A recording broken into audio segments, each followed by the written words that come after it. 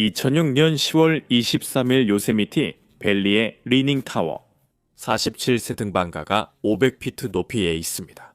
오후 햇살이 그의 얼굴을 비추고 손은 힘든 작업으로 상처투성입니다. 아래 계곡이 가을 햇살에 펼쳐지고 위에는 그와 바위만 있습니다.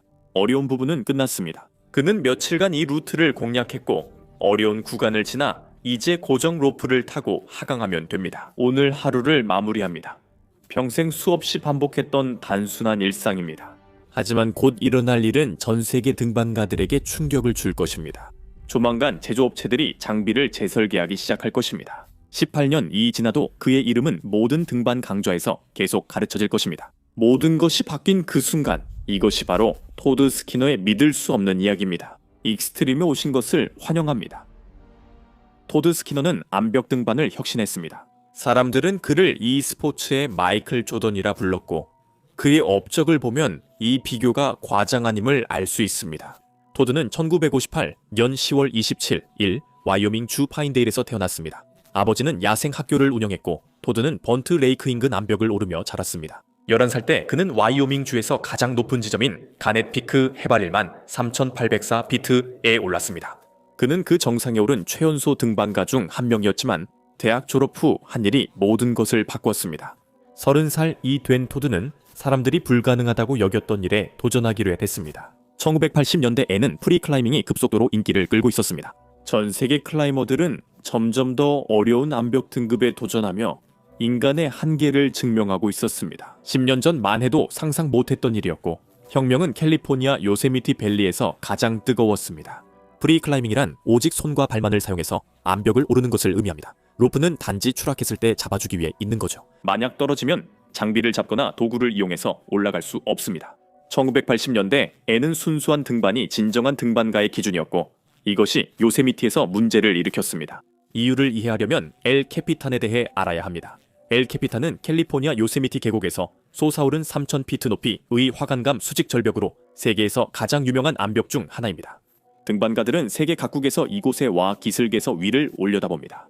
1988년까지 엘 캐피탄은 수백 번이나 등반되었지만 모든 등반은 등반 보조 장비와 기어를 이용해 올라갔습니다. 장비를 바위에 박아넣고 오르는데 장비의 도움을 받았지 단순히 손과 발만으로 바위를 오른 게 아니었습니다. 그래서 엘 캐피탄을 프리클라이밍으로 오를 수 있을지 궁금했습니다. 대부분은 불가능하다고 했죠. 그 벽은 너무 크고 너무 어렵고 너무 오랫동안 힘든 구간이 이어졌습니다.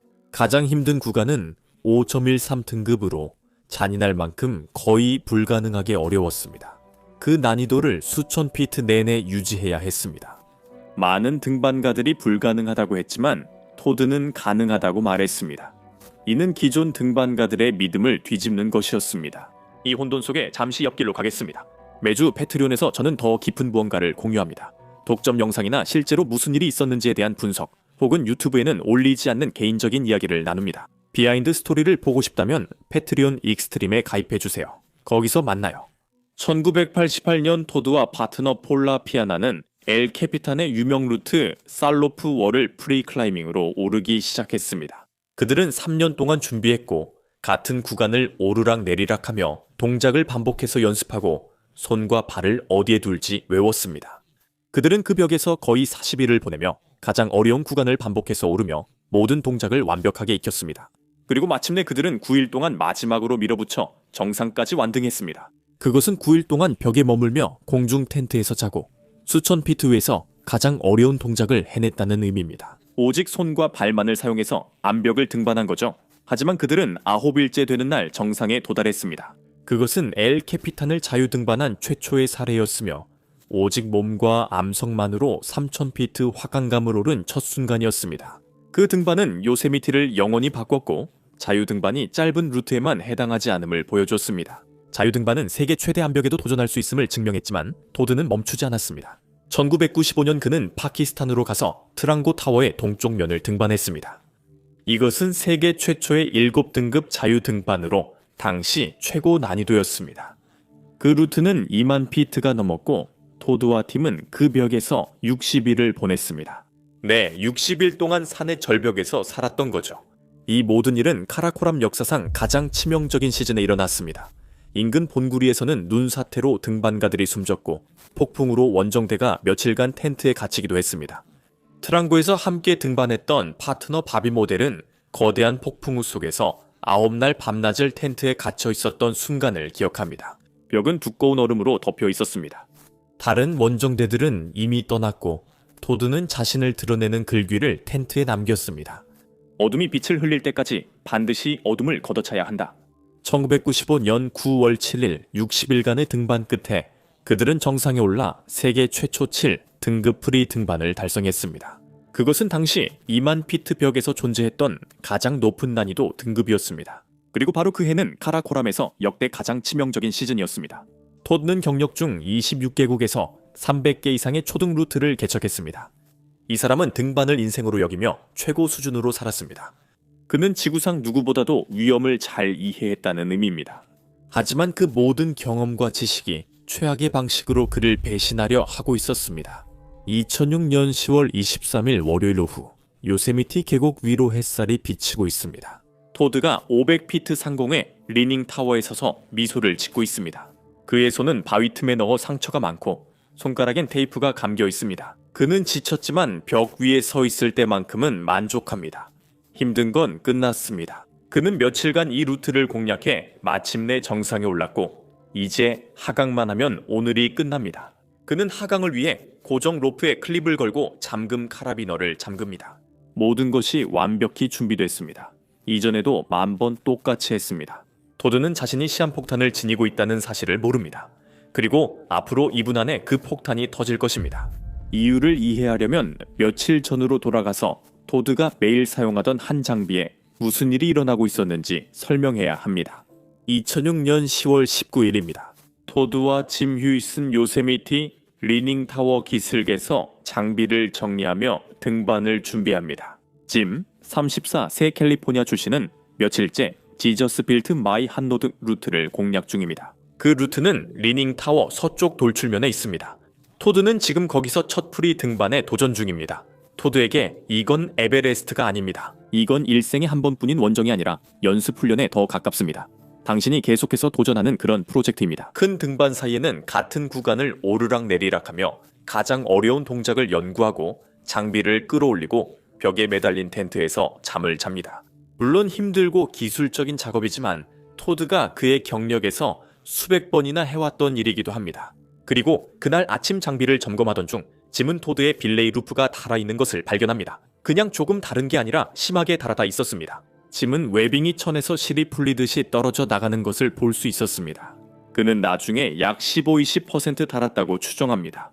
이제 짐의 입장에서 상상해 보세요. 당신은 젊은 등반가이고 전설적인 인물과 함께 있습니다. 그는 대부분이 평생 배울 것보다 더 많은 등반 안전 지식을 이미 잊은 사람입니다. 이제 당신이 그의 장비가 위험하다고 말하려 하지만 짐이 용감하게 직접 말합니다. 짐은 그건 좋지 않다고 그에게 정말 강조해서 말했습니다. 라고 했습니다. 나중에 토드는 그 고리를 바라봤습니다. 그는 그게 달아 있다는 걸 알고 있었습니다. 오랜 시간 로프를 오르면 장비 손상을 모를 수 없습니다. 그리고 그는 짐을 무시하지 않고 말합니다. 내 말이 맞아. 새 하네스가 오고 있어. 간단한 인정이에요. 새 하네스는 이미 주문했고 며칠 더 등반 후 교체할 예정입니다. 그들은 안전을 위해 루프를 추가 웨빙으로 백업하는 것도 언급하지만 둘 다 그게 급하진 않다고 생각합니다. 하네스에 대해 알아야 할 점이 있습니다. 등반 하네스는 여러 부분으로 구성됩니다. 허리 주위를 감싸는 허리 벨트가 있고 허벅지를 감싸는 다리 루프가 있으며 이 두 부분을 연결하는 부분이 있습니다. 앞쪽에는 빌레이 루프라는 웨빙 고리가 있습니다. 새 하네스에서 가장 강한 부분입니다. 이 고리는 6,000파운드 이상의 힘을 견디며 이는 체중이나 심한 추락 시 힘보다 훨씬 큽니다. 이 고리는 매우 튼튼해 15-20년 이 지나도 견딜 수 있습니다. 여전히 사람보다 훨씬 무거운 무게를 지탱할 수 있습니다. 또한 토드는 며칠간 이 하네스를 사용하며 오르내리고 하강했지만 문제가 없었습니다. 그들은 위험하지만 합리적으로 느껴지는 결정을 내려 등반을 계속합니다. 새 하네스가 고도니 며칠만 참으면 된다고 생각했어요.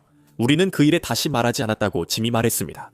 하지만 토드의 빌레이 루프에서 실제로 무슨 일이 있었는지 둘 다 완전히 이해하지 못했습니다. 매일 로프를 타고 다시 올라가기 위해 토드는 어센더라고 불리는 기계 장치를 사용했습니다. 이 장치는 로프를 꽉 잡아 위로는 미끄러지지만 아래로는 멈춰 스스로 끌어올리지 않아도 로프를 타고 오를 수 있습니다. 손으로 하나씩 잡아가며 토드는 2개의 어센더를 자신의 하네스에 모두 연결했습니다. 웨빙을 직접 자신의 빌레이 루프에 통과시켜 고리를 만드는 것을 거스히치라고 부릅니다. 웨빙 한 조각을 가져와서 그것을 자기 자신을 통과시켜 고리를 만들면 단단히 고정됩니다. 이렇게 빌레이 루프에 무언가를 연결하면 루프가 더 이상 회전하지 않고 고정됩니다. 그래서 이런 일이 있었습니다. 토드는 며칠간 수천 피트의 로프를 올랐습니다. 등간기가 그의 빌레이 루프에 연결되어 있었고 그가 올라갈 때마다 같은 지점이 반복적으로 문질러졌습니다. 밧줄이 또 다른 밧줄을 매일 수천 번 톱질하듯이요. 더 문제는 마모 지점이 그의 다리 루프 아래 숨겨져 있어 하네스 착용 시 쉽게 보이지 않는다는 점입니다. 하네스를 벗고 꼼꼼히 봐야 얼마나 달았는지 알 수 있었을 겁니다. 그리고 며칠 동안 등반 작업을 하면서 지속적인 마찰이 웨빙을 한 가닥 한 가닥 실 한 올 한 올씩 끊어내고 있었습니다. 그 후 나흘 동안 토드와 짐은 계속해서 루트를 작업했습니다. 10월 20일, 10월 21일, 10월 22일 등반, 하강, 장비 인양을 했습니다. 그리고 토드가 보이지 않는 곳에서 한 발 한 발 오를 때마다 더 많은 로프 가닥들이 끊어지고 있었습니다. 이것이 우리를 2006년 10월 23일로 다시 데려갑니다. 토드는 끝났고 짐은 그 위 어딘가에 있습니다. 그들은 오늘 하루를 마무리하고 있습니다. 내일 다시 돌아와서 첫 번째 프리 등반을 향해 계속 도전할 예정입니다. 토드는 하강 장비를 설치합니다. 이 순간은 완전히 근육기억에 의존합니다. 장비를 로프에 걸고 줄을 통과시키고 카라비너를 잠그고 모든 것을 클릭합니다. 그가 만 번이나 해왔던 바로 그 방식 그대로입니다. 톳과 몸을 뒤로 젖히기 전에 그의 무게가 발에서 하네스로 옮겨가고 그 고리가 그냥 끊어집니다. 1초 전만 해도 토드는 안전하게 하강했지만 순식간에 500피트 허공을 떨어졌습니다. 그 순간 톳가 무슨 생각을 했을지 상상할 뿐입니다. 뭔가 크게 잘못됐다는 갑작스러운 깨달음, 그리고 한순간에 모든 걸 이해하게 되는 순간, 그리고는 아무것도 할 수 없는 상황이었죠. 토드는 리닝타워의 기슭에 있는 바위로 500피트 아래로 떨어졌습니다. 충격은 즉각적이었고 치명적이었습니다. 그날 오후 구조대가 도착했을 때 그들은 탈루스에 누워있는 토드의 시신을 발견했고 무슨 일이 있었는지에 대한 증거가 여전히 그 자리에 남아 있었습니다. 그의 하강 장치는 로프에 잘 연결되어 있었고 잠금 카라비너도 잠겨 있었으며 로프도 문제없었습니다. 위쪽 앵커도 견고했고 시스템 모든 부품이 완벽히 작동했으나 빌레이 루프만 문제가 있었습니다. 다음날 레인저들은 벽 아래 식생에서 그것의 잔해대를 수거했습니다.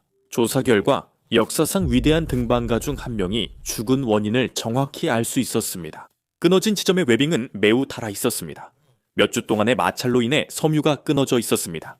이런 종류의 손상은 천천히 눈에 띄지 않게 쌓이다가 더 이상 버티지 못하는 순간에 드러납니다. 그리고 4일 동안의 등반으로 인해 그 손상은 더욱 심해졌습니다. 누군가 그걸 지적하며 솔직히 좋지 않다고 말했을 때였습니다. 처음 토드 이야기를 듣고 전형적인 자만심 사례라고 생각했습니다. 기본을 넘어선 전설로 등반 실력이 뛰어나 안전 수칙도 지키지 않게 된 사람이었습니다. 하지만 자세히 알아볼수록 이 이야기가 전혀 그렇지 않다는 걸 알게 됐습니다. 이건 오만이 아니었습니다. 토드가 난 경험이 많으니 중요하지 않다고 생각한 것도 아니었고 오히려 그 반대였습니다. 짐이 10월 19일 다른 고리를 지적하자 토드는 무시하거나 방어적이지 않았습니다. 토드는 내가 뭘 하는지 알아나 걱정하지 마 대신 내 말이 맞아 새 하네스를 주문했어 라고 했습니다. 토드는 문제를 인정하고 이미 교체품을 주문했습니다. 고쳐야 한다는 걸 알고 있었고 추가 웨빙 보강도 논의했습니다. 이런 행동은 자신이 무적이라 여기는 사람의 행동이 아니었습니다. 실제로는 더 미묘하고 솔직히 더 인간적인 일이었습니다. 그들은 다른 고리를 보고 계산했습니다. 하네스는 며칠 잘 버텼고 새 것도 곧 도착할 예정이었습니다. 몇 번만 더 오르면 됩니다. 새 고리는 6,000파운드까지 버틸 만큼 튼튼했습니다. 15, 20번 달아도 여전히 토드의 체중보다 훨씬 무거운 무게를 견딜 수 있다고 생각했습니다. 계산도 맞아 보였고 논리도 타당해 보였습니다. 그리고 가장 중요한 건 감당할 수 있을 것 같았고 위험하거나 위험천만하게 느껴지지 않았다는 점이었습니다. 결국 곧 교체할 부품을 조금 늦게 교체한 것뿐이었죠. 이것이 전문성의 특징입니다. 전문성은 무모함이 아닌 위험 관리에 대한 자신감을 줍니다. 당신은 이걸 10,000번 해봤고 장비와 자신의 한계도 잘 압니다. 경험 없는 사람들이 보기엔 위험해 보여도 실제로는 안전한 것과 위험한 것을 구분할 수 있죠. 하지만 때론 그런 자신감이 오차 여유가 사라진 순간을 알아차리지 못하게 만들기도 합니다. 토드의 사망은 등반계에 충격을 줬습니다. 요세미티 등반 협회 회장인 켄 예이거는 당시 모든 곳에서 일어나고 있던 상황을 잘 포착했습니다. 사람들은 오래된 하네스를 다시 생각하게 됐고 저도 새 하네스를 사야겠다고 느꼈어요. 토드의 30년 등반 파트너인 폴 피아나는 내 가장 소중한 친구, 내가 선택한 형제라고 썼습니다. 이 사고는 예방 가능해 토드의 죽음이 더 비극적으로 다가옵니다. 10월 28일 은토드의 48번째 생일이었습니다. 와이오밍주 랜더 근처 싱크스 캐니언 센터에 500명 넘는 친구와 가족이 모였습니다. 밖에서는 달빛 아래 슬라이드 쇼와 모닥불, 그리고 2개의 거대한 생일 케이크에 촛불이 밝혀졌습니다. 모두가 자리에 없는 남자를 위해 생일 축하를 불렀지만 토드의 죽음에서 구체적인 결과가 나왔습니다. 세계 최대 등산 장비 제조업체 중 하나인 블랙 다이아몬드 이퀴먼트는 그 사건으로 특별 테스트 프로그램을 만들었습니다. 그들은 손상된 빌레이 루프를 체계적으로 시험했습니다.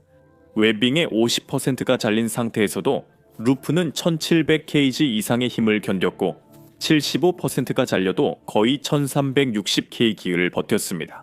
루프가 90% 손상된 상태에서도 353kg을 견뎠습니다. 즉, 토드의 루프가 체중으로 끊어지려면 실험보다 훨씬 더 심하게 마모됐어야 합니다. 연구 결과 등반에서 가장 자주 지켜지는 안전 규칙은 의심되면 즉시 교체하라였습니다. 그것이 토드의 유산이며 장비에 새겨져 있습니다. 업계는 토드가 사망하기 전에도 구체적인 장비 교체 주기를 마련했습니다. 토드 사망 후 등반가들은 장비가 다르면 교체하기 시작했습니다. 실제 규정은 레크리에이션 등반가의 경우 최대 7년 전문가가 많이 사용할 경우 1년, 그리고 절대 최대 사용 기간은 10년입니다. 블랙 다이아몬드는 사용 횟수와 무관하게 토드의 죽음 원인에 대해 특별 경고를 발표했습니다. 그들은 확보 루프에 영구적으로 부착하지 말라고 경고했습니다. 그렇게 하면 회전이 막히고 보이지 않는 마모가 생깁니다. 최악의 경우 이는 토드 스키너에게 일어난 비극적 사고와 유사한 사고로 이어질 수 있다고 했습니다. 이제 그의 이름은 그 경고와 영원히 연결됩니다. 여전히 등반 강좌와 장비 리뷰에서 언급되며 18년이 지난 지금도 생명을 구합니다. 토드 스키너의 죽음은 프리 클라이밍을 영원히 바꾸었습니다. 그것이 경험이 있으면 면역과 전설적 인물은 기본 장비 고장으로 죽지 않는다는 위험한 신화를 깼기 때문입니다. 낡은 장비로 한 번 더 등반해도 괜찮다는 신화는 당신이 뭘 하는지 알 때만 해당됩니다. 록클라이밍의 마이클 조던이 1만 번이나 해왔던 일을 하다가 세상을 떠났습니다. 더 잘 몰라서가 아니라 더 잘 알아도 항상 충분하지는 않기 때문입니다. 피곤하거나 등반에 집중할 때 예전에도 무사히 넘겼던 경험이 있습니다. 시청해주셔서 감사합니다. 다음 영상에서 뵙겠습니다. 대담하고 용감하게 사세요.